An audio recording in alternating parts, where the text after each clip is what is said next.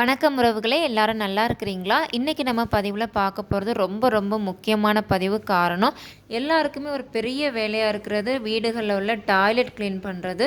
ஏன் அப்படின்னா, நம்ம கெமிக்கல் நிறைஞ்ச ஒரு க்ளீனரை கொண்டு க்ளீன் பண்ணும்போது நிறைய பேருக்கு அலர்ஜி ஆகுது, அந்த ஸ்மெல் பிடிச்சிக்க மாட்டேங்குது, இதனால் மூச்சு திணறல், இந்த மாதிரி நிறைய பிரச்சனைகள் வர்றதுனால டாய்லெட் க்ளீன் பண்ணனாலே கொஞ்சம் யோசிக்கிற நிலைமைக்கு இருக்குது.